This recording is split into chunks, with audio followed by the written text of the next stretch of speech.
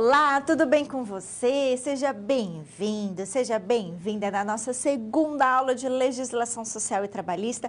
É um prazer estar aqui com vocês novamente. Sou a professora Janaína Vargas Testa, sou mestre em Direito e advogada atuante na área trabalhista. Então vai ser com muito prazer que a gente vai conversar sobre dois grandes temas da aula de hoje: contrato de trabalho e jornada de trabalho. Então, a gente vai conversar um pouquinho sobre o conceito do contrato de trabalho, sobre o contrato de trabalho por tempo determinado, trabalho intermitente, vamos falar de algumas características e a gente finaliza falando de jornada. A nossa discussão da aula de hoje, então, lá na tela, nada mais é do que o ensino, né? Todo o conteúdo administrado na unidade 2 do nosso livro de Legislação Social e Trabalhista. Então, com isso, a gente vai tentar, na verdade, conversar sobre esses temas, respondendo a esses questionamentos que eu vou lançar para vocês agora. Vamos à contextualização da nossa aula. O que a gente vai conversar, então, e o que a gente vai tentar responder na aula de hoje? Olha só, a gente vai conversar justamente sobre o que é contrato de trabalho, né? Quais são as características de um contrato de trabalho. A gente vai entender, pessoal, qual a diferença entre trabalho proibido e trabalho ilícito. São termos em que pese, né, parecem ser sinônimos, mas a gente vai ver que para o direito do trabalho são temas diferentes e, além de serem temas diferentes, eles possuem também efeitos jurídicos diferentes. Então, a gente vai conversar sobre isso. Vamos falar também sobre contrato por tempo ou prazo determinado, em que situações ele pode ser celebrado. Vamos lembrar que a contratação, em regra no direito do trabalho, é por tempo indeterminado. Logo, eu não tenho prazo, né, final já estabelecido na contratação. Ou seja, esse empregado vai ser contratado por tempo indeterminado, então esse contrato ele pode ser de 1 mês, 2 meses, 5 meses, 10 meses, 1 ano, 2, 20 anos, a gente não sabe. Por isso que a regra, na verdade, por ser de tempo indeterminado, para que eu contrate alguém por tempo determinado, só é permitido que nos casos previstos em lei, nas hipóteses previstas em lei. Por isso que a gente vai conhecer que hipóteses são essas, ok? A gente vai falar também de uma das grandes novidades da reforma trabalhista, que foi a lei de 2017, o que caracteriza o trabalho intermitente. Então, o que é esse trabalho intermitente? Como que ele funciona? Em que situações ele pode ser celebrado? Como que pode ser feito esse contrato? Será que o empregado, o que ele tem direito quando ele está no contrato de trabalho intermitente? Será que ele sempre tem que aceitar a convocação? Como que é feita essa convocação? Quais são as verbas que ele vai receber a cada período trabalhado? Se ele tem direito às férias, se recolhe previdência, se não. Enfim, são situações importantes que a gente precisa abordar em relação ao contrato de trabalho intermitente, ok? E quais são as outras questões também que nós vamos responder, professora, na aula de hoje? Qual a diferença entre suspensão e interrupção do contrato de trabalho? O contrato de trabalho, gente, em regra, ele permanece vigente sempre, né? Ou seja, ele é de trato sucessivo, então ele permanece, ele está sempre em vigor. Só que pode acontecer, em algumas situações, de ter uma causa de suspensão ou uma causa de interrupção desse contrato. Então, a gente vai entender em que situações ele vai estar suspenso, em que situações ele vai estar interrompido e quais são os efeitos jurídicos disso, né? O que significa dizer que o contrato de trabalho está suspenso? O empregado não tem direito a salário? Como é que funciona? Então, a gente vai falar sobre isso. A gente também vai conversar sobre acidente de trabalho. O que é acidente de trabalho e quais os efeitos jurídicos do acidente de trabalho. O que caracteriza acidente de trabalho? Lembrando que o tema do acidente de trabalho está muito próximo ao tema da suspensão do contrato. Então, a gente vai relacionar esses dois temas, ok? E aí, a gente finaliza a nossa aula falando sobre a regulamentação da jornada de trabalho. Aí, a gente vai falar um pouquinho sobre o limite, né? Qual é o limite que a lei impõe para a gente a respeito da jornada, quais são as possibilidades de prorrogação de jornada, né, os sistemas de compensação de jornada, intervalo, jornada noturna, enfim, a gente vai falar sobre os principais temas ligados à jornada de trabalho, ok? Esse então, gente, é o contexto, a contextualização da nossa aula de hoje.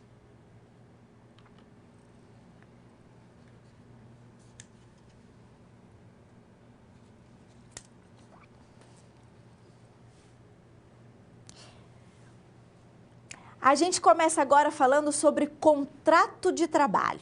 O que é o contrato de trabalho? Quais são as suas características? A título de curiosidade, tem muitos doutrinadores do direito do trabalho, estudiosos do direito do trabalho, que escrevem manuais, cursos de direito do trabalho, que eles defendem que, na verdade, o nome não deveria ser contrato de trabalho, mas sim contrato de emprego. E por quê?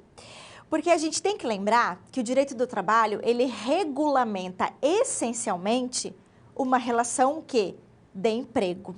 Lembrando que a relação de emprego é quando eu tenho empregado de um lado e empregador do outro, preenchimento dos requisitos do artigo 2º e 3º da CLT, registro em carteira de trabalho e seguindo sendo regulamentada essa relação pela própria CLT, não é? Essa relação de emprego que a gente tem. Mas é claro que o direito do trabalho, ele também vai, de uma certa forma, regulamentar e proteger outras relações de trabalho. Porque a relação de trabalho, ela é ampla e a relação de emprego, ela é o quê? Ela é uma espécie de relação de trabalho, não é? Mas a relação de trabalho, por ela ser mais ampla, ela abarca também o trabalho autônomo, ela abarca o trabalho avulso, o trabalho eventual. Só que, essencialmente, ela vai regulamentar o quê? A relação de emprego. Quando a gente está falando de contrato de trabalho nos termos da CLT, que é que a gente vai conversar agora, nós estamos falando justamente desse tipo de contrato que é feito na relação de emprego. Logo, ou seja, entre empregado e empregador. Logo, o que os doutrinadores falam? Deveria ser chamado de contrato de emprego e não contrato de trabalho, porque contrato de trabalho traz essa acepção mais ampla, ligado à relação de trabalho, perceberam? Mas assim, é só a título de curiosidade, eu só estou mostrando para vocês, mas é uma discussão eminentemente doutrinária, não tem efeito prático, vamos dizer assim, né? Mas é só para a gente pensar e para a gente aprofundar um pouquinho o nosso tema, ok? Então vamos falar um pouquinho desse contrato de trabalho e sobre as hipóteses de suspensão e interrupção. Gente, o contrato de trabalho, então, ele é definido pela CLT como um acordo, certo? Um acordo entre empregado e empregador. Ele pode ser um acordo tácito e ele pode ser um acordo expresso. Ele pode ser um acordo escrito ou um acordo verbal, que sempre vai corresponder ao quê? A uma relação de emprego. Então, esse contrato de trabalho, ele vai estar relacionado a essa relação de emprego, não é? Então, vamos pensar um pouquinho sobre isso. Por que o contrato de trabalho, ele pode ser escrito ou verbal? Não é importante, professora, ele não tem que ser por escrito? A lei, em algumas situações, ela impõe que o contrato de trabalho seja por escrito, tá? Então, por exemplo, no caso do trabalho intermitente, no caso do teletrabalho, no caso de contrato de aprendizagem, né, que são feitas, inclusive, para menores de 16 anos, né, de 14 até 24 anos. Esse tipo de contratação, por ser uma contratação muito específica, a lei impõe que seja feita por escrito, sob pena de ser considerado inválido esse contrato de trabalho, tá? Então, se não for feita a formalização de forma escrita, a formalização por escrito, perdão, esse contrato é inválido. No entanto, todavia, a regra geral é que o contrato de trabalho também possa ser verbal, tá? Essa é a regra geral. O que significa dizer que se houver essa contratação verbalmente, sem a formalização por escrito, esse contrato, ele está vigente, ele existe, percebeu? E ele vai gerar efeitos jurídicos. É claro que a formalização por escrito, ela é sempre recomendável. Por quê? Porque a gente vai ter uma prova, a gente vai ter como dizer exatamente como é que foi aquela contratação, a função do empregado e por aí vai. Então, é importante que exista, sim, a formalização por escrito. Mas o fato de não existir o contrato por escrito, isso não quer dizer que não exista relação jurídica, que não exista relação de emprego. A relação de emprego existe. E ela tem que ser o quê? Ela tem que ser respeitada e protegida, tá?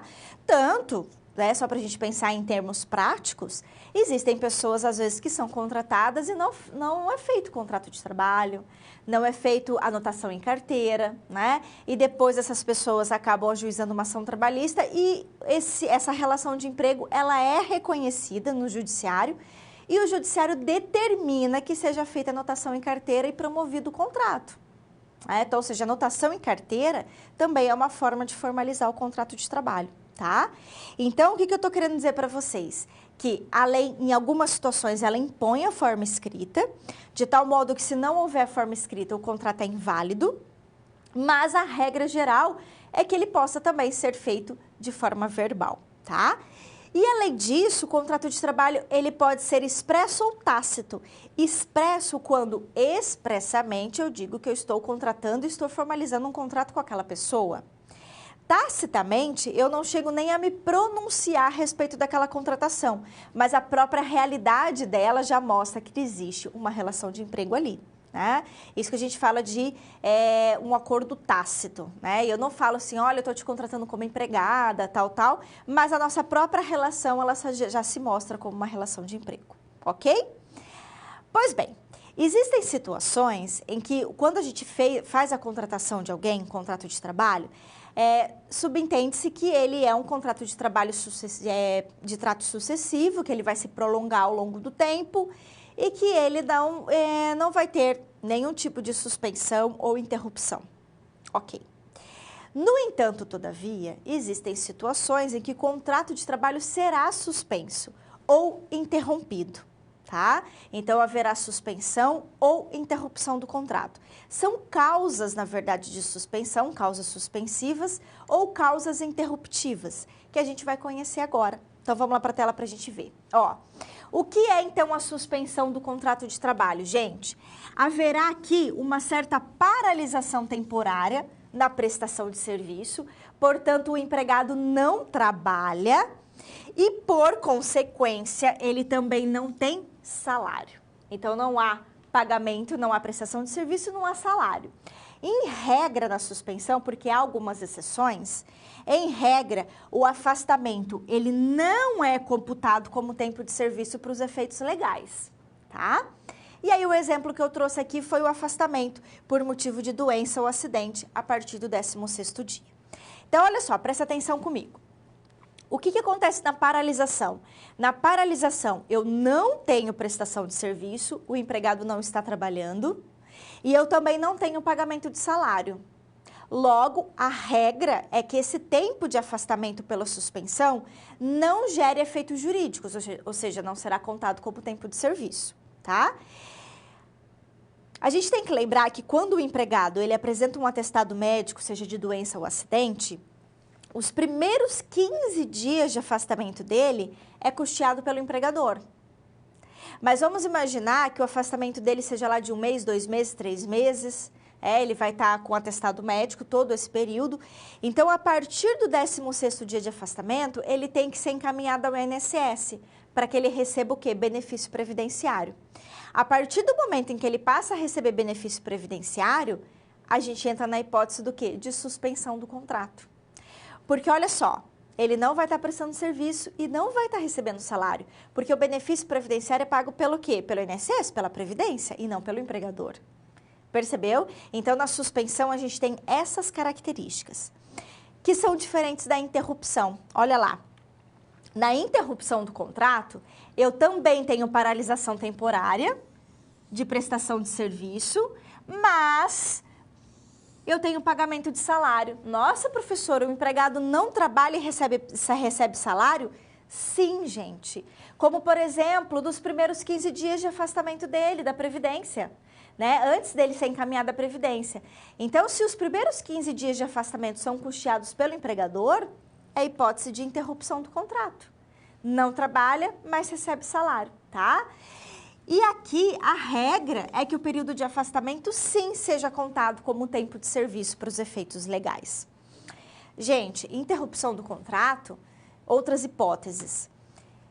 Descanso semanal remunerado, que é o domingo, por exemplo. Vamos imaginar que você não trabalha no domingo, que é o dia do seu descanso semanal.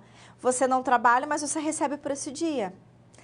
Outro exemplo, férias. Férias você também não está prestando serviço, mas você está recebendo, você recebe o teu salário, inclusive com um adicional de 1/3, né? Que é o terço constitucional. Então, você também está recebendo salário, hipótese de interrupção do contrato. Feriados não trabalhados. Você não trabalhou, mas você imagina um feriado no meio da semana. Você não trabalhou, mas não vai ter desconto no teu salário. É hipótese de interrupção do contrato. Percebeu? Então, a grande diferença entre a suspensão e a interrupção é que na interrupção tem pagamento de salário, na suspensão não tem. Na suspensão, a regra é que o tempo de serviço não seja contado e na interrupção, a regra é que o tempo de serviço seja contado para todos os efeitos. Bacana? E para a gente fechar esse bloco, vamos falar da diferença entre trabalho ilícito e trabalho proibido, tá? Qual é a diferença? Gente, a atividade do empregador e a atividade do contrato de trabalho, ela tem que ser lícita. Se ela não for, se ela violar a lei, bons costumes, ordem pública, se ela caracterizar crime e contravenção penal, o trabalho executado pelo trabalhador também é ilícito. Então, o trabalho é nulo, não gera efeitos jurídicos, não tem proteção do direito do trabalho. Por quê? Porque aqui a gente vai privilegiar a ordem pública e o interesse público em detrimento da proteção do trabalhador. Porque, olha só, o Estado também, ele não pode acobertar e proteger atividades ilícitas. Então, o jogo do bicho, a contravenção penal. Imagine uma associação ou até uma atividade de tráfico de drogas, né? Tráfico de entorpecentes, tráfico de armas. E imagine que essas pessoas que fazem esse tipo de tráfico contratem trabalhadores. Obviamente que se esse trabalhador, se ele não receber o salário dele, se ele não receber aquilo que foi combinado, ele não vai ter a proteção do direito do trabalho, ainda que ele ajuize uma ação trabalhista. E por que não? Porque aqui o Estado, ele não pode o quê? Proteger essas atividades ilícitas. Percebeu? Então, aqui a gente vai privilegiar quem? A gente vai privilegiar a ordem pública, o interesse público, e a gente não vai proteger o trabalhador nesse caso. Então, não adianta alguém, por exemplo, trabalhar no jogo do bicho e depois entrar com uma ação trabalhista. O entendimento que prevalece é que não tem proteção. Por quê? Porque a atividade econômica é lícita, consequentemente, o trabalho executado também foi ilícito, porque viola a lei, porque pode caracterizar crime, contravenção penal. Então, não tem efeito jurídico nenhum. Então, ainda que você tenha trabalhado, você não vai ter proteção do direito do trabalho, tá? Diferentemente do trabalho proibido. Olha lá na tela. No trabalho proibido, a atividade do empregador aqui, ela é lícita, ela é legal, ela não tem nenhum tipo de ilegalidade, não caracteriza crime, nada. No entanto, ela apresenta uma irregularidade, porque ela viola uma norma, viola uma lei, tá? Só que, diferentemente do trabalho ilícito, aqui a situação não é tão grave assim. Em que pese exista uma irregularidade, o efeito jurídico aqui, o trabalho também ele é nulo, só que ele vai gerar efeitos. Eu vou ter proteção do direito do trabalho, eu vou privilegiar a proteção do trabalhador, tá? E aí o exemplo aqui é o trabalho do menor de 16 anos. Gente, eu só posso contratar alguém como empregado a partir dos 16. Tá? Para trabalhar em atividade insalubre ou com periculosidade, só a partir dos 18. Eu posso contratar alguém a partir dos 14 na condição de aprendiz, não como empregado. Empregado só a partir dos 16. Aí vamos imaginar que eu seja proprietário de um supermercado e eu contrate alguém com 15 anos como empregado. Há uma irregularidade aqui. Por quê? Porque a lei e a Constituição não me permitem contratar alguém com 15 anos como empregado. Mesmo assim, eu contratei. Esse trabalho, ele é nulo? Ele é nulo, porque ele é um trabalho proibido. Mas ele vai gerar efeitos jurídicos. Tanto que esse trabalhador, ele vai ter direito de receber os salários, de receber férias, de receber 13º, porque ele prestou o serviço. Entendeu? Então, aqui nessa situação, no trabalho proibido, eu vou privilegiar o trabalhador e não o interesse público, diferente do trabalho ilícito, que é muito mais grave. Lá não, lá eu não vou dar a proteção ao trabalhador. Entenderam a diferença? Essa é a diferença entre o trabalho ilícito e proibido e seus efeitos jurídicos, ok? E com isso, então, a gente fecha a nossa discussão.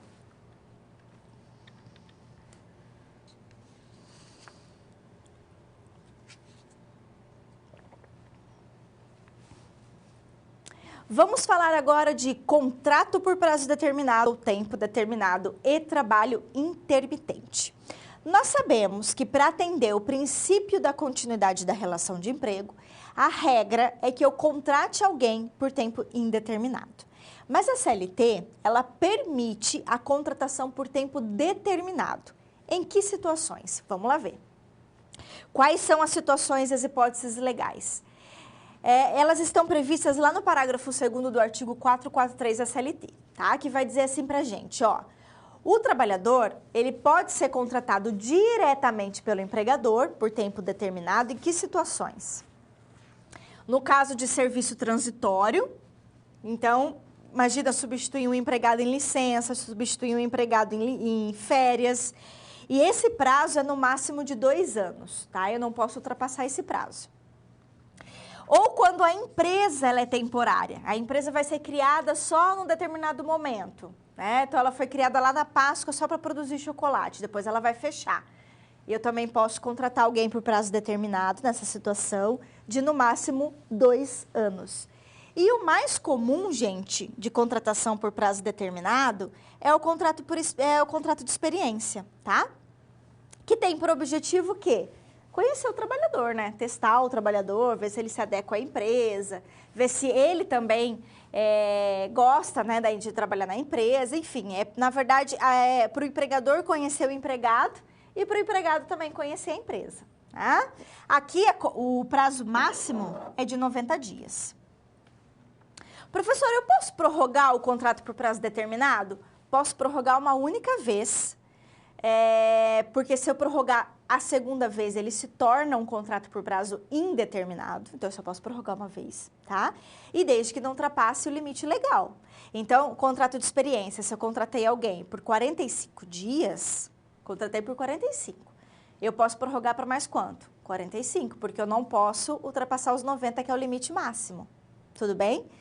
Então, sempre assim. E no caso de serviço transitório também, o limite máximo são 2 anos. Contratei alguém por 6 meses. Posso prorrogar? Só mais uma única vez.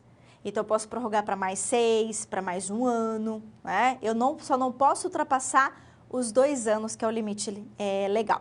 Tudo bem?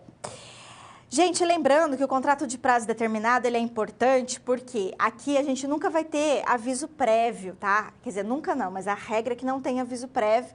Por quê? Porque o empregado já sabe quando que vai acabar o contrato de trabalho dele, né? Então, por isso que essa é a regra, tá? E o trabalho intermitente? Vamos falar um pouquinho sobre ele? Olha lá. O que é o trabalho intermitente, gente? Ele foi inserido pela reforma trabalhista. Então, ele é uma novidade. Ele ainda não está muito sendo adotado no mercado, tá? Existem ainda algumas, como que eu posso dizer? As empresas ainda estão com um pouco de receio de adotar o trabalho intermitente. Existem já algumas decisões judiciais anulando a contratação por trabalho intermitente por não seguir os requisitos legais, tá? E o que é esse trabalho intermitente? É uma prestação do serviço que é com subordinação, portanto, o empregado, ele trabalha de forma subordinada e ele é empregado, tá? Só que não é contínuo, não tem continuidade, ou seja, ele não vai trabalhar todos os dias. Por quê? Porque ele vai ser convocado só quando precisar dele, tá? Então, vai ter uma alternância de prestação de serviço, ora ele trabalha, ora ele fica inativo, sem trabalhar. Professora, daí ele não recebe? Não.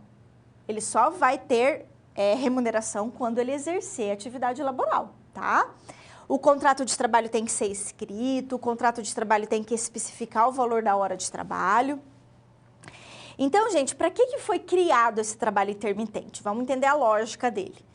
Ele foi criado para formalizar esses bicos que existem. O que é o bico? É aquele empregado aquele trabalhador que de vez em quando é convocado quando há um aumento de serviço, tá? Geralmente adotado, por exemplo, em situações quando ocorre feriado, quando tem uma maior demanda em restaurantes, hotéis, é muito comum. Porque períodos festivos, períodos de férias, períodos de feriados, há um aumento de demanda em hotéis e restaurantes, por exemplo.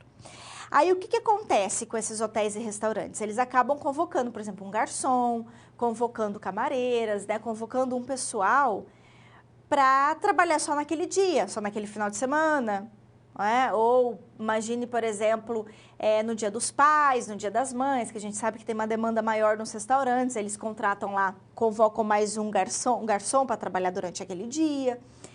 Então, para formalizar esse tipo de contratação, para que não fique uma contratação solta, sem a proteção do Estado, tá? Então, assim, o objetivo, se a gente for pensar, ele é até interessante. Só que o problema é que, às vezes, o trabalho intermitente, ele é utilizado de forma irregular, né? Por quê? Porque daí a pessoa acaba contratando alguém por trabalho intermitente e utiliza o trabalho intermitente para cobrir o quê? Cobrir situações de rotina da empresa. Aí não pode. Porque se você quer contratar alguém para justamente trabalhar na rotina da empresa, aí você tem que contratar essa pessoa como empregado, um contrato de trabalho normal, comum, e não um trabalho intermitente, tá? Existe muita crítica em relação ao trabalho intermitente, porque ele gera insegurança para o trabalhador nunca sabe quando que ele vai ter salário, quando que ele vai ser convocado, né? E é possível, gente, que esse trabalhador intermitente, ele tenha vários contratos de trabalho intermitente, tá? Ele também pode ter um contrato de trabalho regular com uma empresa e também ter um contrato de trabalho intermitente com outro empregador, não tem problema. E assim, ele só vai ter realmente remuneração quando ele for convocado, quando ele prestar serviço. Quando ele estiver inativo, o contrato de trabalho dele está aberto, mas ele não tem remuneração, tá? Então, vamos entender lá como é que funciona. Olha só, qual é o procedimento para eu convocar esse trabalhador? Então, ele vai ser convocado com 3 dias de antecedência.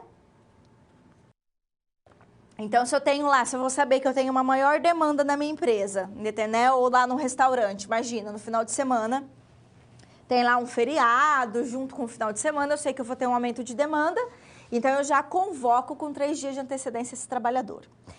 A resposta do trabalhador tem que ser dada no prazo de 1 dia útil. Se ele permanecer em silêncio, se ele não der resposta nenhuma, a gente vai entender que ele recusou, tá? Recusa aqui, tá, gente? Tá escrito recursa, mas é recusa. Então, é como se ele tivesse recusado, se ele permanecer em silêncio. Se uma das partes descumprir o que foi combinado, haverá multa de 50% da remuneração que seria devida. Então, funciona assim, ó. Convoco o trabalhador com 3 dias antes. Espero que ele me responda. Ele tem um prazo lá de 1 dia útil para responder. Respondeu que vai, ele tem que ir, porque se ele respondeu que vai atender a convocação e ele não for, ele tem que pagar a multa de 50% da remuneração que ele ia receber. Ao contrário também, se o empregador convoca, o empregado aceita e o empregador depois desiste e fala, eu não vou precisar mais de você no final de semana, sei lá, né, estou dando um exemplo aqui. Aí também o empregador vai ter que pagar essa multa de 50%, tá? Então, se ambas as partes acordarem a contratação e uma delas desistir, vai ter que pagar multa em relação à outra. Tudo bem? Professor, então pode recusar a contratação? Pode. O trabalhador não é obrigado a aceitar a convocação.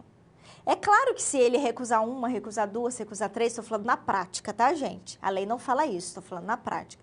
É claro que o empregador, ele pode, obviamente, falar, não consigo contar com essa pessoa, vou dispensá-la. Pode acontecer.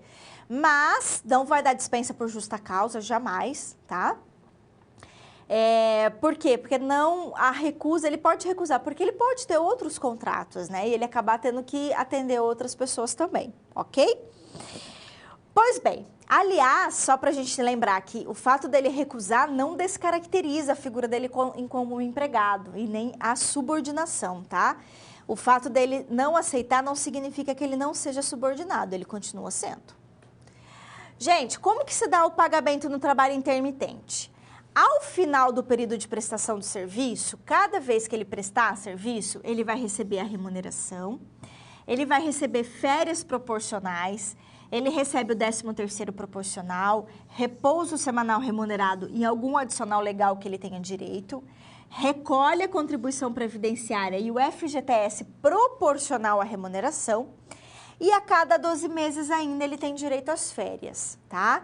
Então, a cada 12 meses de contrato de trabalho, ele tem direito de permanecer durante 30 dias sem ser convocado, para que ele possa usufruir as férias, tá bom? Então, isso é importante que a gente lembre também, ok? É isso, meus queridos. Então, esse é o trabalho intermitente e o contrato por prazo determinado.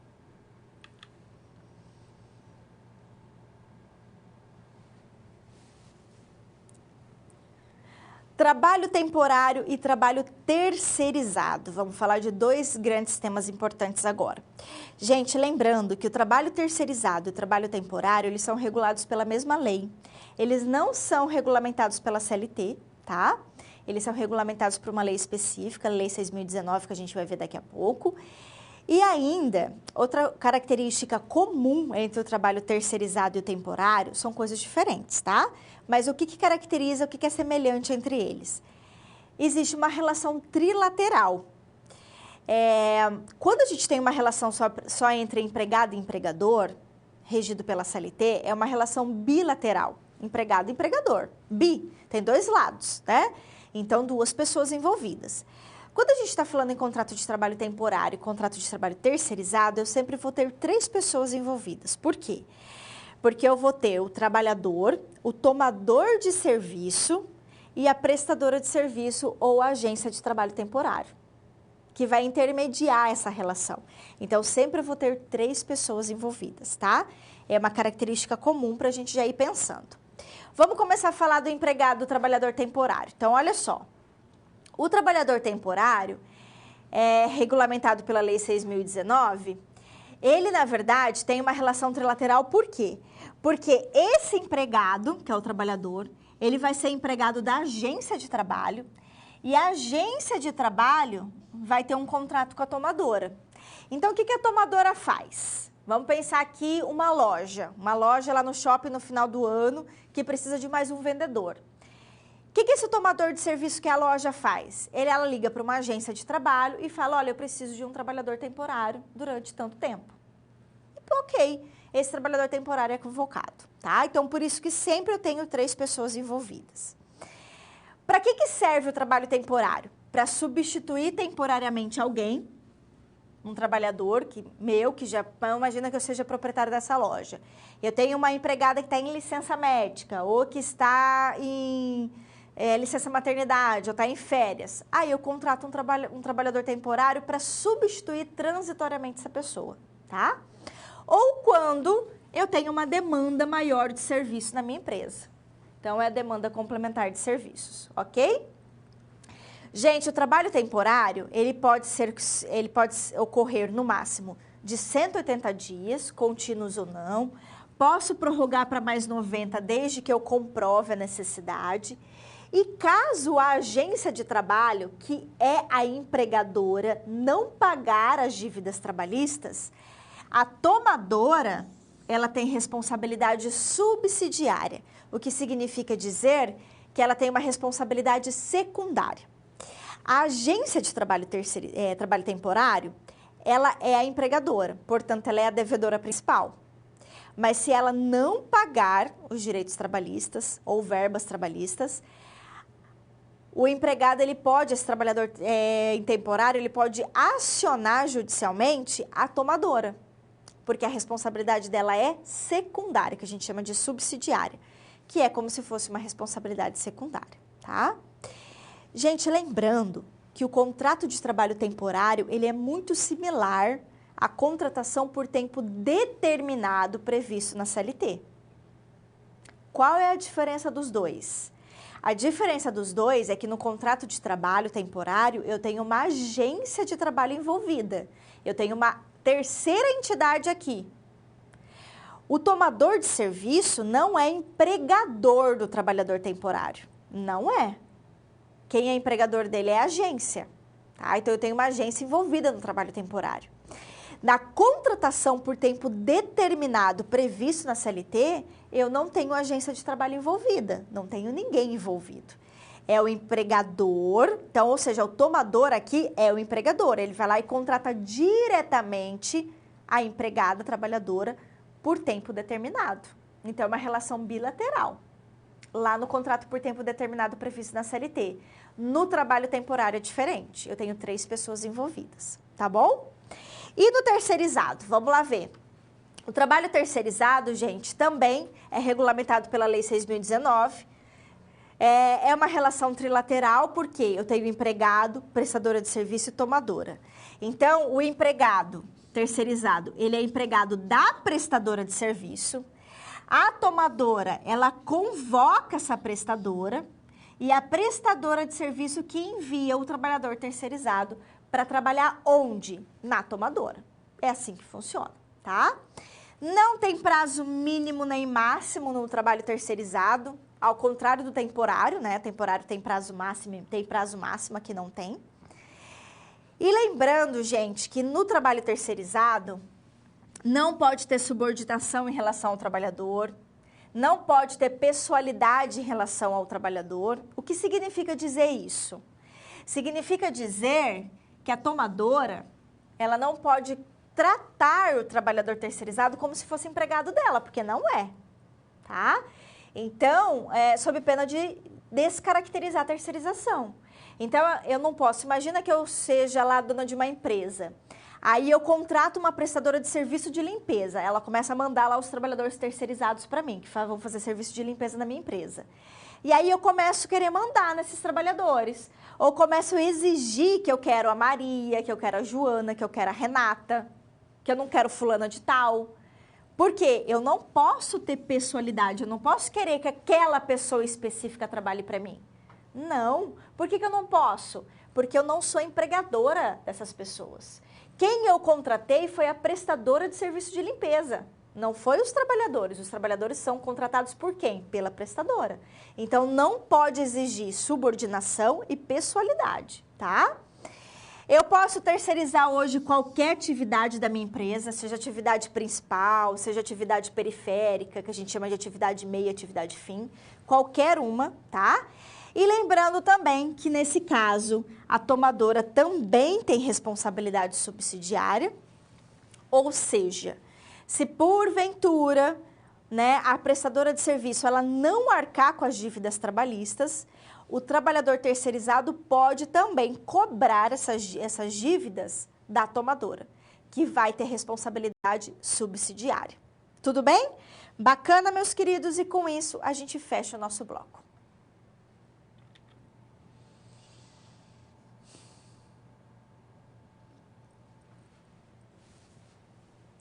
Vamos a uma situação problema agora, uma situação prática, hipotética, mas que a gente consegue fazer uso dela para verificar os fatos e tentar aplicar o nosso conhecimento. Vamos lá. Olha só, gente, eu tenho uma empresa aqui, que é uma empresa de eventos, e ela tem, num determinado setor, 3 trabalhadoras trabalhando para ela, tá?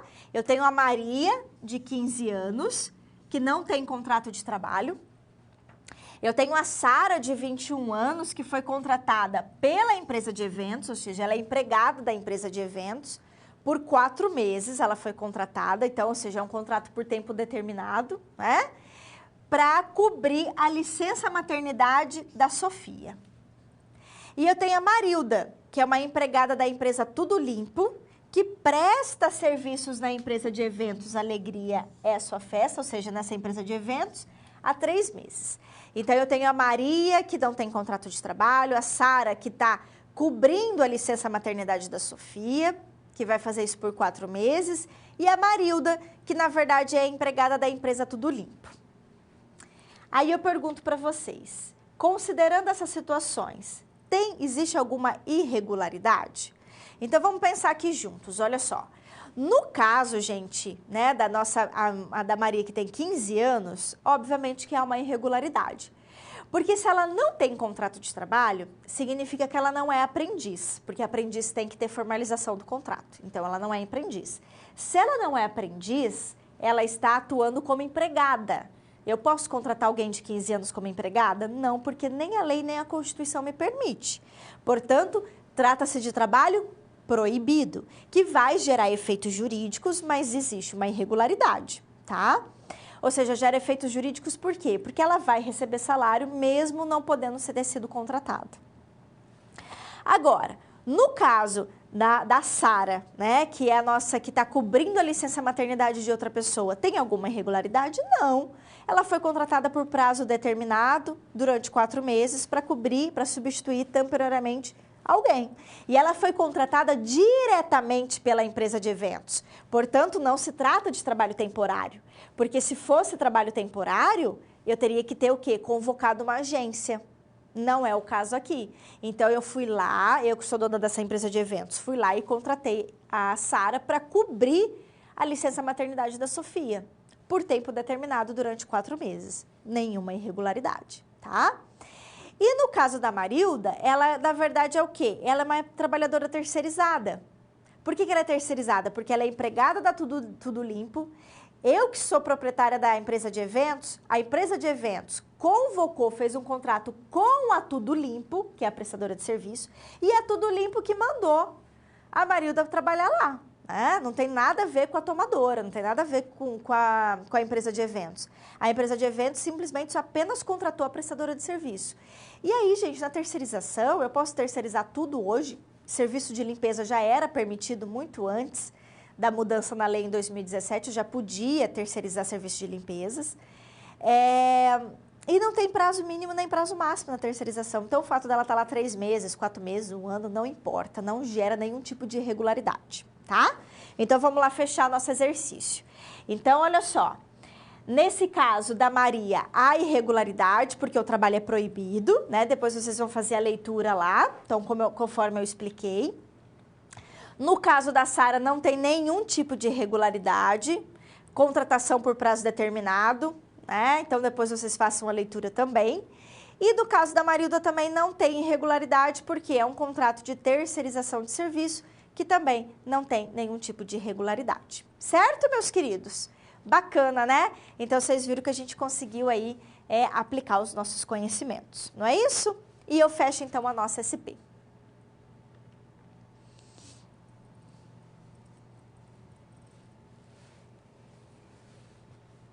Vamos ao momento agora de interação, momento de você esclarecer suas dúvidas, enviar suas dúvidas para mim, bem como, olha lá na tela, responder a essas assertivas, tá vendo?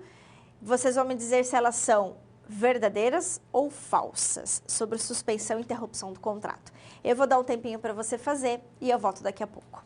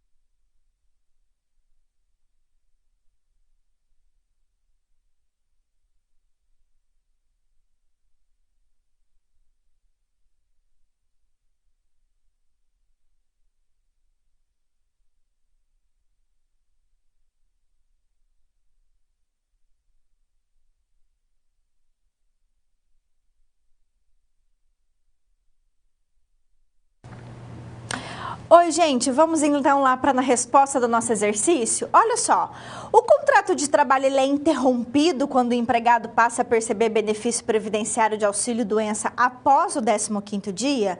Não, né, gente? Aqui é caso do quê? Aqui é caso de suspensão. Então, ele vai estar o quê? Suspenso. Portanto, a nossa resposta aqui, ela é falsa, ok? Vamos no próximo. Olha só, falta justificada a hipótese de suspensão? Também está errado. Falta justificada é a hipótese de interrupção. Portanto, opa, não estou conseguindo escrever aqui também, ela é falsa. As duas hipóteses são falsas. Gente, falta justificada, quando você apresenta um atestado médico, vai prestar vestibular, você se casa, falecimento de alguém, pai, mãe, esposo, esposa, enfim, filho, filha, nessa situação é uma falta justificada, então é a hipótese de interrupção. Você não vai trabalhar, mas você vai receber, não vai ter desconto se a falta é justificada.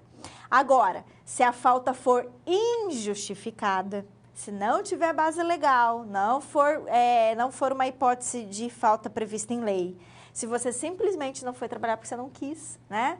Ou porque estava muito cansado, quis ficar em casa, porque quis viajar, sei lá, qual é outro motivo que não tenha justificativa prevista em lei, aí a falta é injustificada. Falta injustificada é suspensão do contrato, porque você não vai trabalhar e não vai receber, inclusive vai descontar o dia que você não foi, tá bom?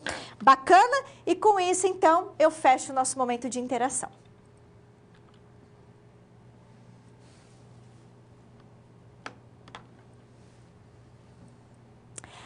Acidente de trabalho e benefícios previdenciários. A gente vai conversar agora sobre o conceito de acidente de trabalho, como que ele se caracteriza e quais são os benefícios previstos, né, na lei previdenciária que vão acobertar, que vão atender esse empregado em acidente de trabalho. Vamos lá?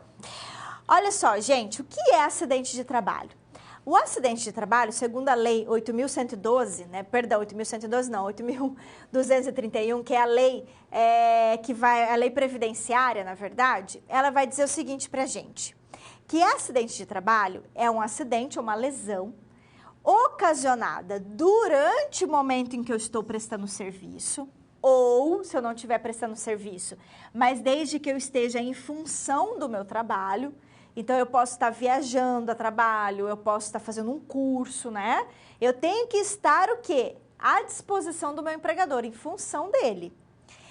E é também um acidente que vai me gerar uma redução ou uma perda da minha capacidade para o trabalho, tá? Ou vai ocasionar a morte do trabalhador. Isso é acidente de trabalho. E a lei diz ainda que existem doenças que são equiparadas a acidentes de trabalho, que são as doenças profissionais e a doença do trabalho, tá? Qual é a diferença entre uma e outra? A doença profissional, ela sempre vai ser ligada a uma profissão específica. Então, por exemplo, o digitador, como ele fica lá digitando o tempo todo, ele pode desenvolver LER, tá? Professor que utiliza muita voz pode desenvolver um problema nas cordas vocais. Então, é um problema de saúde, é uma doença ligada àquela profissão específica. Já a doença do trabalho não, a doença do trabalho é genérica, tá? Então, a doença do trabalho qualquer um pode ter, né? O exemplo que eu trouxe aqui, alguém perder a audição por causa do ruído, um trabalhador da construção civil. Mas qualquer trabalhador pode perder a audição se trabalhar num ambiente com ruído acima do limite de tolerância, entenderam? Então, a doença do trabalho é o meio de execução do trabalho, é o modo de execução, é o meio em que a pessoa está inserida que vai gerar aquela doença. A doença profissional, ela vai ter o quê? Ela vai estar relacionada à profissão específica, tá? Pois bem, o fato é que acidente de trabalho, doença do trabalho e doença profissional, que são equiparadas, é como se fosse tudo a mesma coisa, elas sempre vão ser desenvolvidas com relação ao trabalho executado. Então, eu só vou ter doença profissional ou doença do trabalho se houver aquela doença, ela tiver um nexo de causalidade, ou seja, ela for causada pelo trabalho que eu estou executando. E já o acidente de trabalho só vai gerar também, e essa doença, ela só vai ser caracterizada como do trabalho se gerar uma incapacidade, gente. Ainda que essa incapacidade seja temporária, eu posso ficar incapaz durante 2 meses, 3 meses e recuperar minha capacidade. Eu posso ficar, às vezes, até 1 ano ou mais e recuperar minha capacidade. Mas tem que gerar uma incapacidade ou uma perda da capacidade para o trabalho, tá? Então, eu tenho que ficar, imagina que eu tenho que ficar lá 1 mês ou 2 meses de cama, né? Ou porque eu tô lá internada num hospital. Então, obviamente que houve uma redução da minha capacidade. Eu perdi minha capacidade. Se eu tô em cima de uma cama e eu não posso nem levantar, não posso fazer mais nada, obviamente que eu perdi minha capacidade para o trabalho. Mas eu posso recuperar lá na frente, certo? Ou eu posso reduzir, né? Imagina que eu perdi uma mão, perdi um pé, e aí, obviamente, que eu vou ter redução na minha capacidade para o trabalho, né? E também se ocasionar a morte, né, do trabalhador, porque daí também é acidente de trabalho. O que eu tô querendo dizer para vocês? Que só gera acidente de trabalho se houver essa redução para a capacidade do trabalho. Porque vamos imaginar que eu esteja aqui ministrando aula, e aí, de repente, eu tropeço aqui e caio. Mas não acontece nada, eu levanto e continuo aqui dando aula para vocês. Não tive nenhum tipo de lesão, não aconteceu nada comigo. Eu tive um acidente de trabalho, de uma certa forma sim, porque eu tive uma queda trabalhando. Mas ela não gerou nenhum tipo de incapacidade, percebeu? E aí, então, se não gerou incapacidade, não é acidente de trabalho, tá? Então, se não gera incapacidade, não é doença do trabalho também. Doença do trabalho é equiparado ao acidente, é como se fosse tudo a mesma coisa. Bacana? Legal, professora. E aí, o que acontece se eu tenho uma doença ou se eu sofro um acidente de trabalho? Né? Não precisa ser do trabalho, pode ser uma doença comum também, pode ser qualquer outro tipo de acidente. Se gerar incapacidade para o trabalho por mais de 15 dias, então se eu tiver lá uma incapacidade para exercer meu trabalho ou para minha atividade habitual por mais de 15 dias, eu posso já solicitar o auxílio-doença, tá, gente? O auxílio-doença, então, ele é um benefício previdenciário que vai me atender quando eu tenho uma incapacidade temporária por mais de 15 dias. E aí eu posso receber 2 tipos de auxílio-acidente. Pode ser o auxílio-acidente acidentário, quando ele decorre, quando o meu problema decorre de acidente de trabalho, doença do trabalho, doença profissional. Ou um auxílio-doença pode ser previdenciário comum ordinário, quando? Quando ele decorre de um acidente comum, que não tem nada a ver com a minha atividade laboral, tá? Ou uma doença comum também. Gente, enquanto eu estiver recebendo o auxílio-doença, o meu contrato de trabalho fica suspenso. Porque eu estou recebendo benefício previdenciário, não estou recebendo salário, nem remuneração paga pelo empregador. Então, meu contrato de trabalho vai estar suspenso, tá? Até que eu recupere minha capacidade e volte a trabalhar, aí meu contrato deixa de ficar suspenso. Combinado? E a aposentadoria por invalidez, gente? A aposentadoria por invalidez, ela também é um benefício previdenciário ligado à incapacidade para o trabalho. Só que a incapacidade aqui, ela é uma incapacidade total. Eu não posso fazer mais nada. E ela é permanente. Não quer dizer que ela seja definitiva. Porque pode ser que você recupere a capacidade, mas ela é permanente. Ela impossibilita o exercício de qualquer atividade. E nessa situação, o contrato de trabalho também fica suspenso, tá? Tanto que o trabalhador, se ele recuperar a capacidade, ele pode retornar para o trabalho. Ai, como assim, professor? E se ele ficar lá 10 anos, 8 anos, 5 anos, recebendo aposentadoria por invalidez e recuperar a capacidade lá na frente? Pode acontecer. Ele vai ter direito a voltar para a mesma atividade laboral. O que eu estou querendo dizer para vocês? Que a aposentadoria por invalidez, ela não gera a rescisão do contrato. O contrato vai ficar suspenso. E se ela recuperar a capacidade, ela tem direito de voltar para a mesma atividade laboral. Ah, mas e se a empresa não existir mais? Ah, mas e se a empresa não quiser mais a trabalhadora? Manda embora, daí faz a rescisão dela e paga os direitos trabalhistas. Eu só posso fazer a rescisão se o trabalhador retornar. Se o trabalhador continuar aposentado por invalidez, o contrato vai continuar a ficar suspenso. Ainda que a empresa feche as portas, o contrato permanece suspenso, tá? Ai, professor, mas daí quem vai pagar os direitos trabalhistas lá na frente se a empresa está fechada já? Os sócios dessa empresa, as pessoas físicas que faziam parte da sociedade, tá?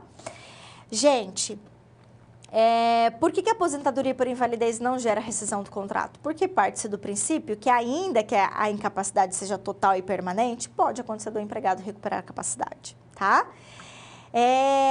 Na verdade, o que acontece na prática no mundo real? Quando um trabalhador sofre um acidente ou fica muito doente e perde muita capacidade do trabalho dele, o INSS vai fazer uma perícia e o INSS vai verificar se aquele caso é de auxílio-doença ou se já é caso de aposentar por invalidez. Aí vai depender muito da atividade que esse empregado tinha, da idade que ele tem. Se for uma pessoa já com idade avançada, uma pessoa que fazia trabalho manual, perdeu o braço, obviamente que essa pessoa dificilmente ela vai conseguir se inserir no mercado de trabalho de novo, né? Por decorrência da idade dela, por ela não ter mais condições de aprender uma coisa nova. Então, nesses casos, geralmente já vai gerar a aposentadoria por invalidez. Mas vai depender muito da situação concreta. Tudo bem? E aí, para a gente fechar esse bloco, lembrando que quando houver auxílio-doença acidentário, se a pessoa ela recebeu o auxílio-doença acidentário, ela vai ter direito à estabilidade provisória, tá?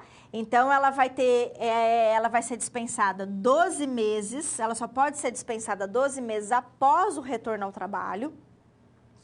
E o FGTS também tem que ser recolhido durante o afastamento. Isso aqui, gente, é uma exceção, tá?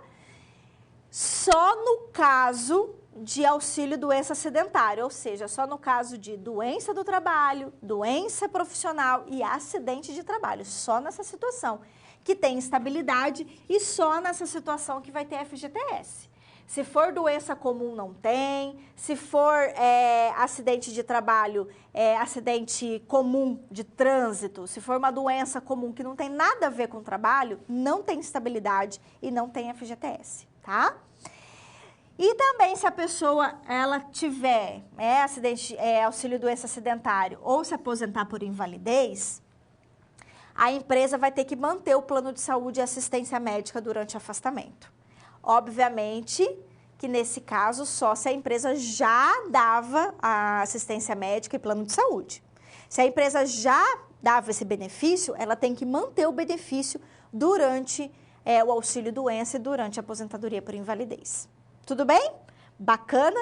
E aí, para a gente fechar, só aqui para alertá-los que a emenda constitucional 103, que foi a reforma da Previdência, ela mudou, né? Vamos voltar lá na telinha.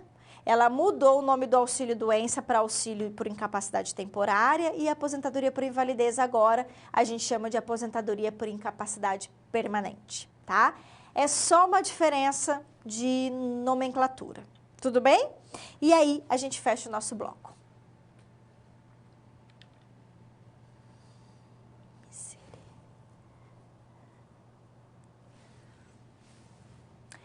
O tema agora é jornada de trabalho. A gente vai falar sobre a questão da limitação da jornada, possibilidade de prorrogar, enfim, saber as características gerais da jornada de trabalho. Então, vamos lá.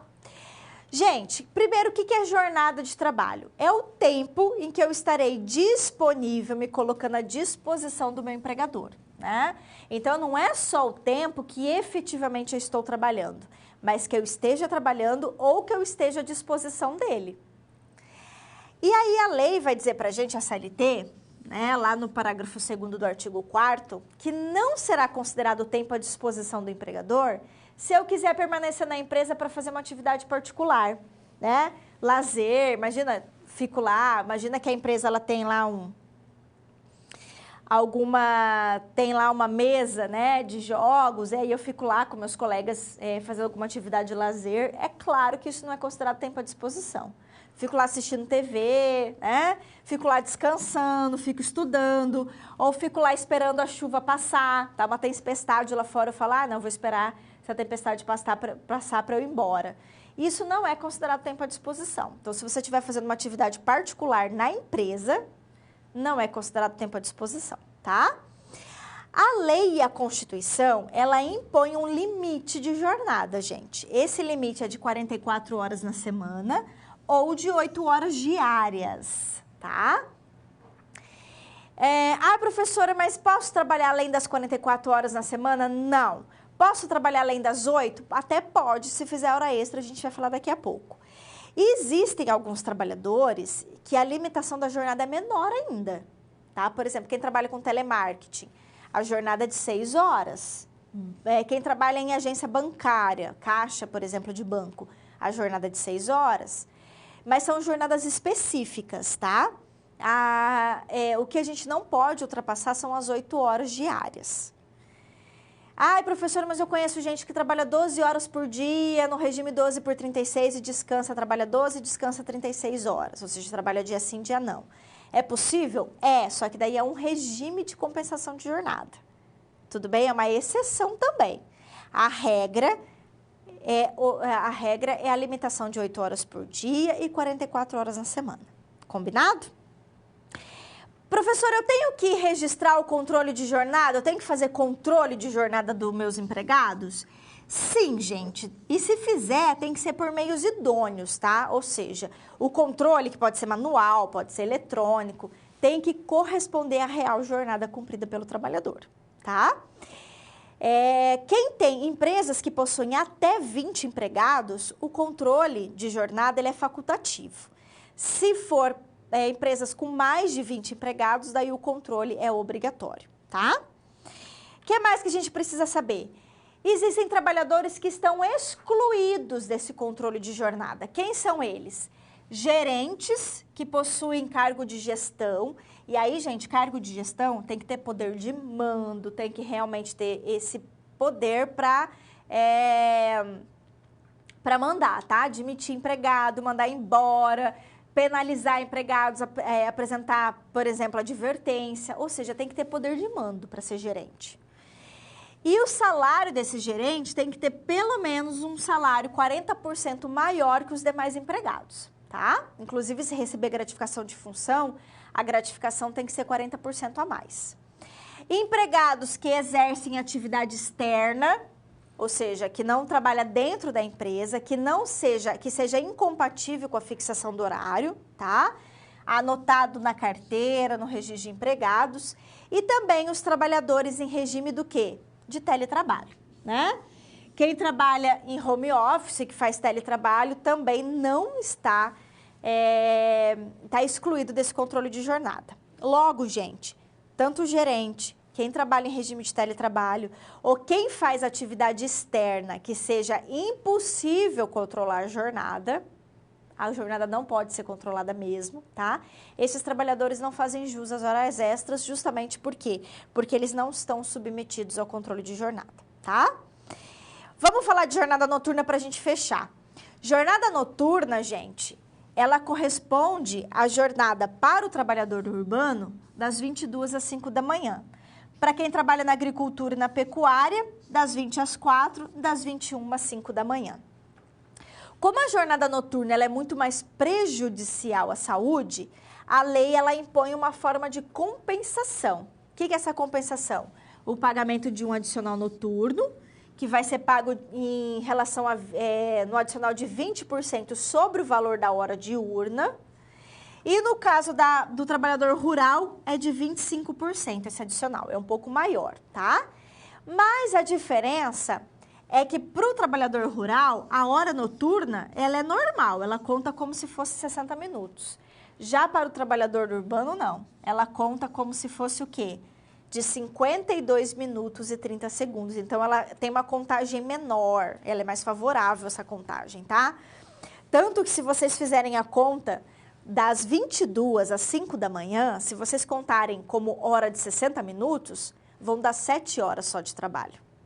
Agora, se você contar cada hora como se fossem 52 minutos e 30 segundos, vocês vão ver que das 22 às 5 da manhã dão 8 horas de trabalho. Por isso que é muito mais benéfico para o trabalhador, tá bom? É isso, meus queridos, e eu fecho então a nossa discussão.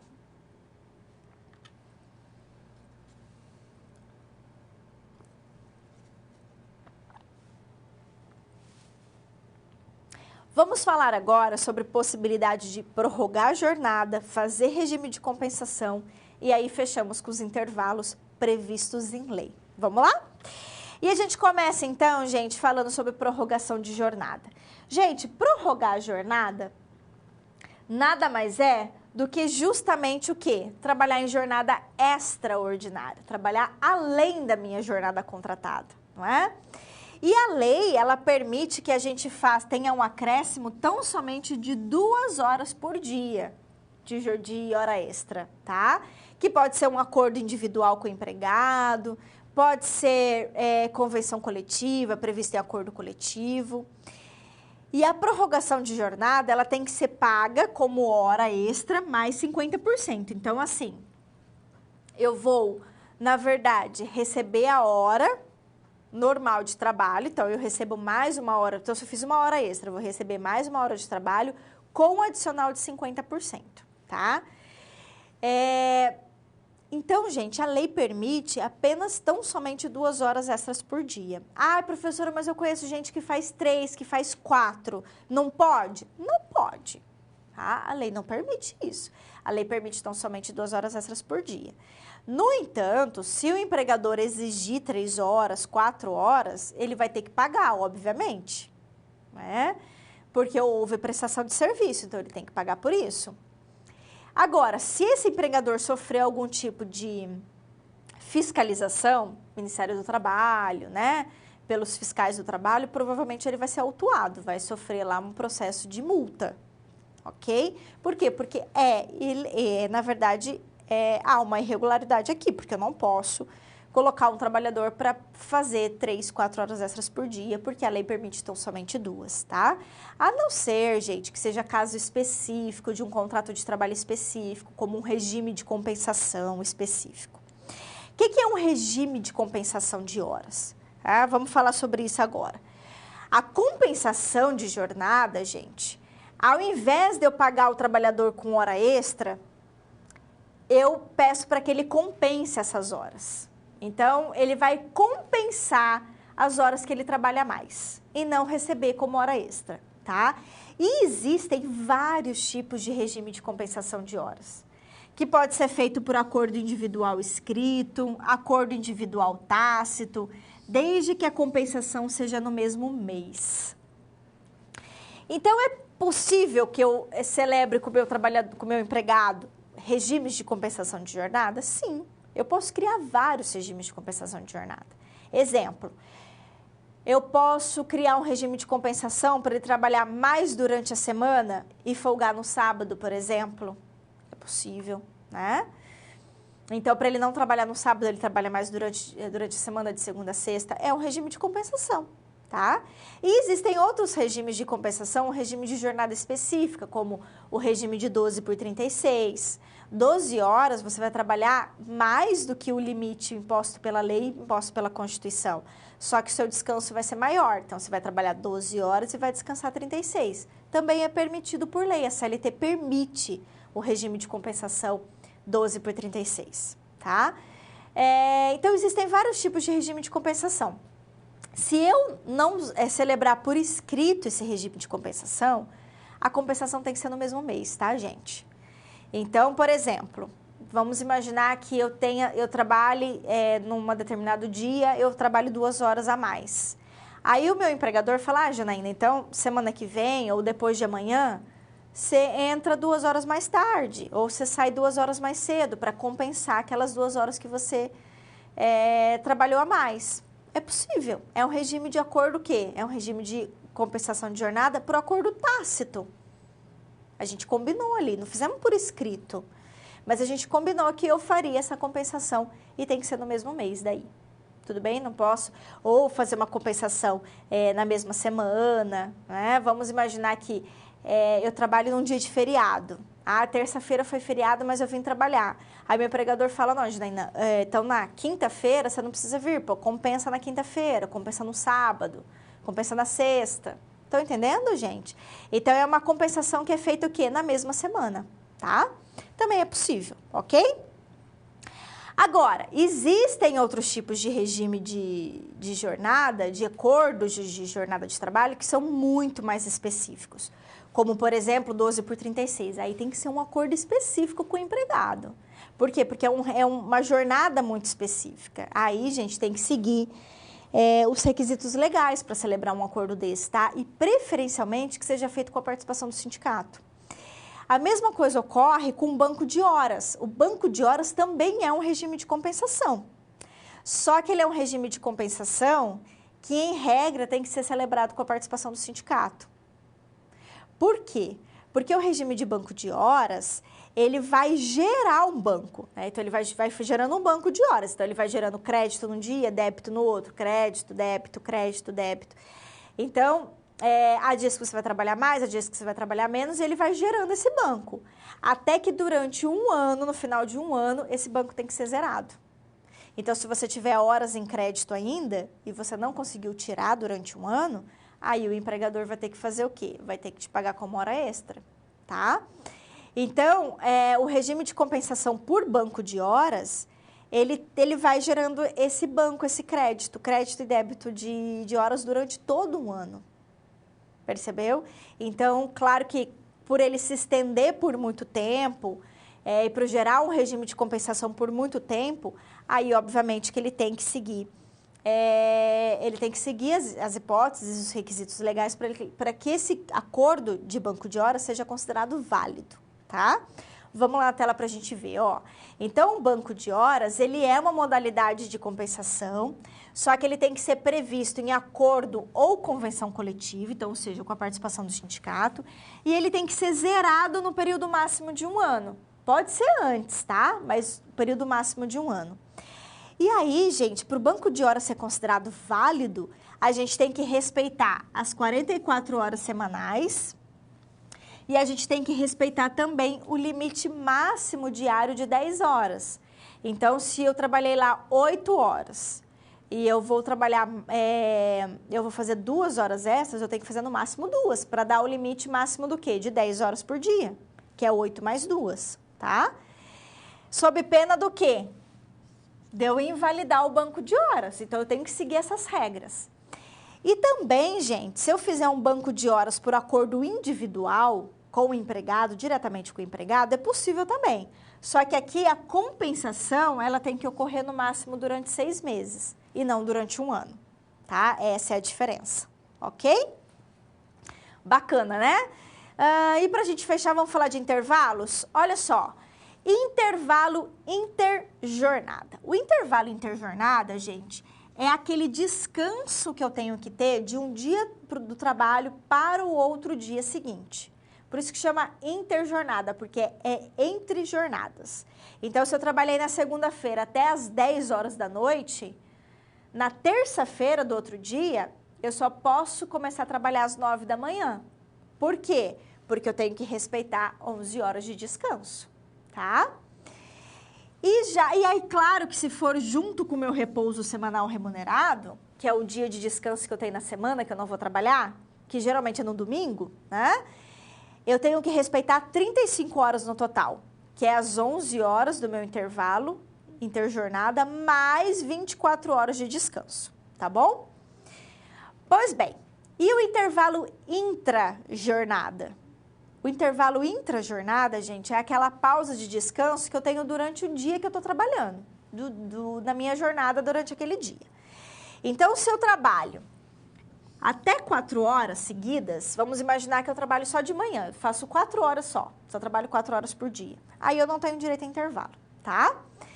Se eu trabalho além de 4 horas, mas até 6 horas, eu tenho direito a 15 minutos de intervalo.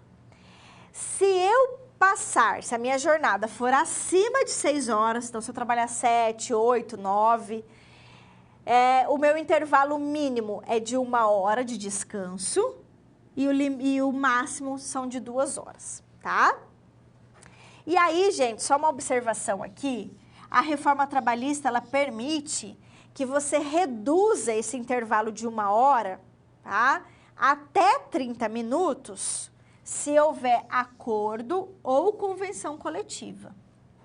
mas só se aplica para jornada acima de 6 horas. Então, se a minha jornada é acima de 6 horas, eu tenho direito a pelo menos 1 hora de intervalo.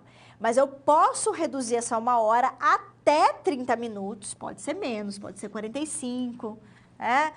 Mas até 30 minutos, se houver negociação coletiva com o sindicato, tá? Professor, e se a gente não respeitar o intervalo, o que acontece? Se não respeitar o intervalo, vamos imaginar que meu intervalo seja de 1 hora e eu só fiz 45 minutos. Os 15 minutos que faltaram, que foi suprimido, o empregador tem que pagar esses 15 minutos, acrescido de 50%, um adicional de 50%, tá? Como verba indenizatória, não é uma verba salarial, não gera nenhum tipo de efeito, não repercute no cálculo das demais verbas. Ela é uma mera indenização, mas tem que pagar. Então, paga o que foi suprimido, mais adicional de 50%, tá bom? Isso se aplica tanto para o intervalo interjornada, quanto para o intervalo intrajornada, ok? É isso, meus amores, e eu fecho, então, a nossa discussão de jornada.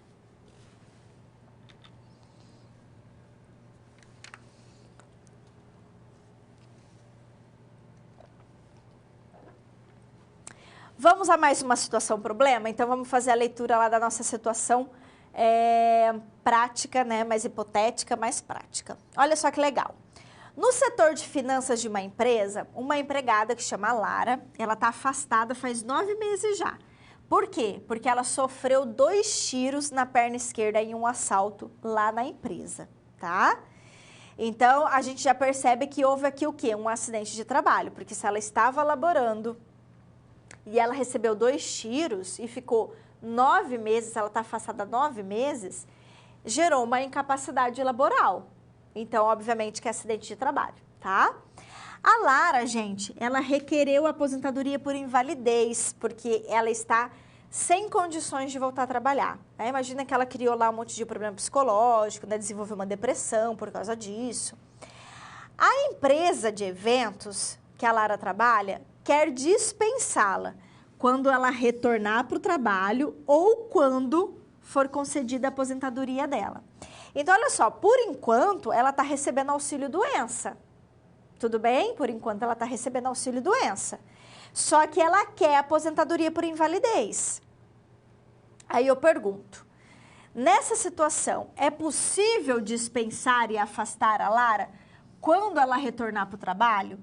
E se porventura ela for aposentada por invalidez, a empresa pode dispensar?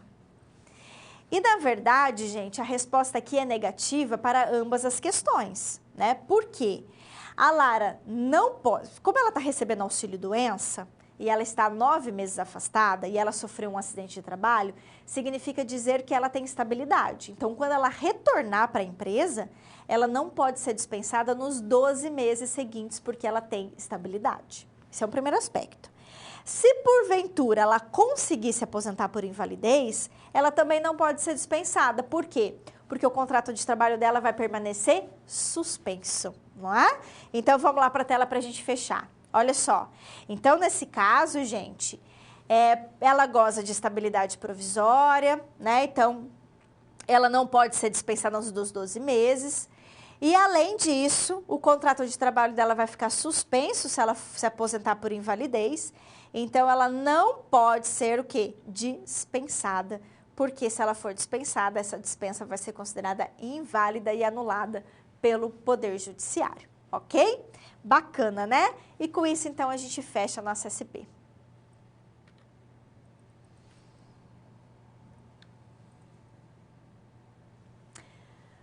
Vamos, então, agora ao nosso momento de interação. E nesse momento agora é que para você esclarecer, olha lá, as suas dúvidas. Eu vou dar um minutinho para você mandar sua dúvida e eu volto daqui a pouco.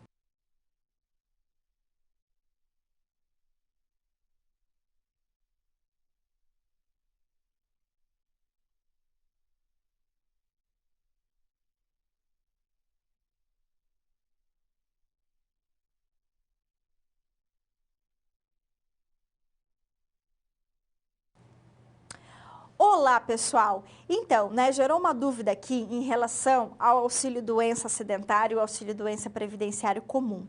Lembre-se que só vai ter direito ao auxílio-doença, que hoje a gente chama de auxílio por incapacidade temporária, previdenciário, se for caso de acidente de trabalho, doença do trabalho ou doença ocupacional. Se for um acidente comum, ocorrido lá de trânsito no final de semana, a pessoa estava em férias, ou se for um caso também de doença comum que não tem relação nenhuma com o trabalho, é caso de auxílio-doença previdenciário ou comum, tá? Que a gente chama hoje de auxílio-doença comum, mas auxílio por incapacidade temporária. Bacana?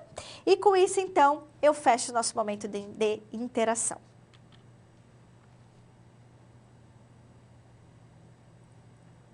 Recapitulando, vamos lá fazer uma breve síntese dos assuntos da aula de hoje. A gente viu conceito de contrato de trabalho, vimos as hipóteses que interrompem e suspendem um contrato, vimos a diferença entre o trabalho ilícito e o trabalho proibido, não é? A gente falou também sobre contrato por prazo determinado, vimos como funciona o trabalho intermitente, temporário e terceirizado, falamos sobre acidente de trabalho e seus devidos benefícios e terminamos falando sobre tudo sobre jornada, né? Prorrogação, compensação, os intervalos e a jornada noturna, ok? É isso, meus queridos, esse foi o assunto da nossa aula de hoje. Espero que tenha sido muito útil para vocês, tanto para a vida profissional, acadêmica e pessoal, tá bom? Um grande beijo, a gente se vê na próxima semana. Tchau, tchau.